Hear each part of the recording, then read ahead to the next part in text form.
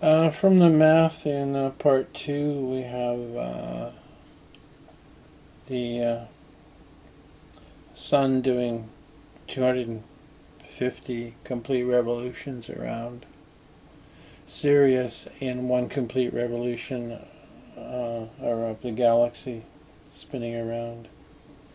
And I think these systems are pretty stable. They are stable over hundreds of millions of years, or maybe hundreds of billions of years. So the figure for one rotation around the local sun is 26,000 and some odd years, which is what the Mayan calendar is probably about. This is one section. This has happened 250 times every time with one complete revolution of the galaxy. So the Earth is still here, and we'll probably be here for a while. Just want to finish off this section and put in a few other things. A token of a true cosmos is in fact a particular kind of design referred to in the book of Genesis in the phrase, God created man in his own image.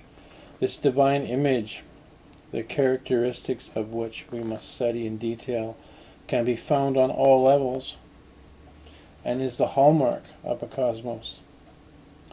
This in turn answers our second question, for wherever we find in nature or the heavens the repetition of this exact design, which in the case of man we know to be accompanied by the possibility of intelligence and consciousness, we may presume that it makes possible intelligence and consciousness on that other scale, just as we suppose that the blueprint of a dynamo makes possible the generation of electricity wherever we find it materialized.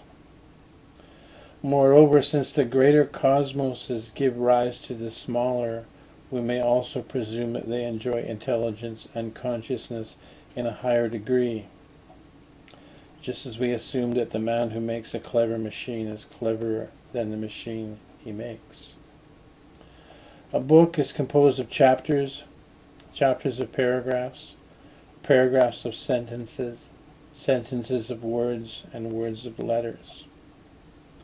A letter and a word have significance on their own level, yet no true purpose apart from the whole book.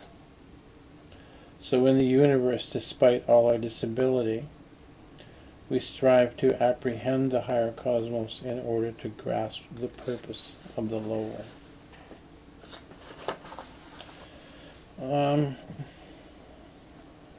To this simpler understanding, we have already found a clue.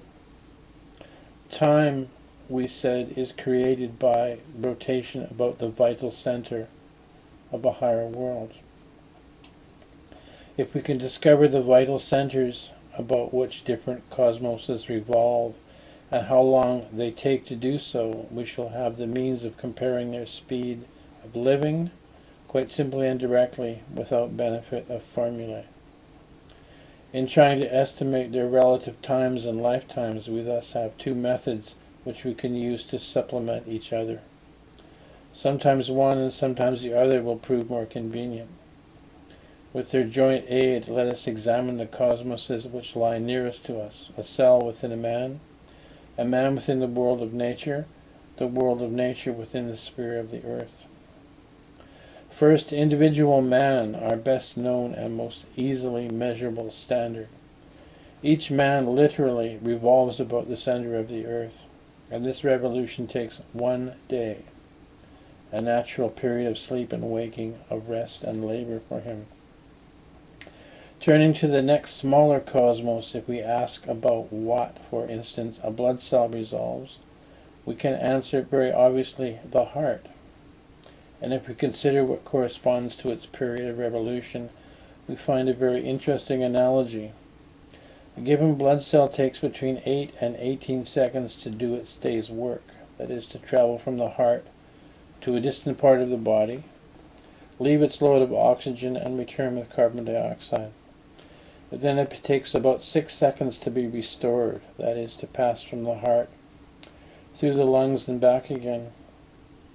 This exactly corresponds with the period of work and sleep for man. If we take for convenience 12 seconds work and 6 seconds rest for the blood cell, we get a day of 18 seconds and thus a life of 6 days.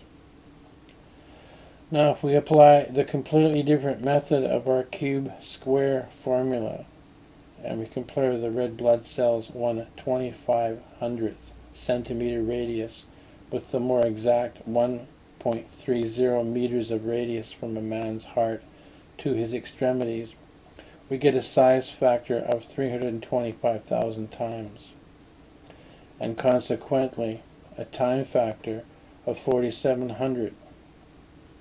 1/4700th of a human lifetime again gives almost exactly 6 days. Our two methods have verified each other, and we may reasonably suppose this figure to be more or less correct. We cannot study practically the question of the molecule's day, nor the speed at which it revolves upon its center. But here common sense comes to our rescue. We know that when a blood cell passes through the lungs and becomes oxygenated, this implies the destruction and rearrangement of its constituent molecules. Each time a blood cell is oxygenated, its molecules die and are reborn. Thus the day of a blood cell, or 18 seconds, must exactly correspond with the life of its constituent molecules. And proportionately, a molecule's day will last but 1/1500th of a second. Proceeding to the next larger cosmos beyond man, nature, or all organic life on Earth, we find a very strange situation as regards its center. For in fact, different aspects of such organic life revolve about different centers. In this totality, nature appears to us as a sensitive skin of almost no thickness, covering the whole surface of the earth. But in fact, it is composed of clearly distinguished kingdoms, each of which literally revolves about a particular planet which controls it in that planet's synodic period. So that we may say that nature as a whole completes a revolution only when it has returned to the same relation with all its centers, that is, with all the major planets. Later we shall see that this complete cycle of planetary influences during which nature does a day's work, as we said of the blood cell, is a period of about 77 years, and this in turn will connect with old ideas that the life of man is but a day for nature.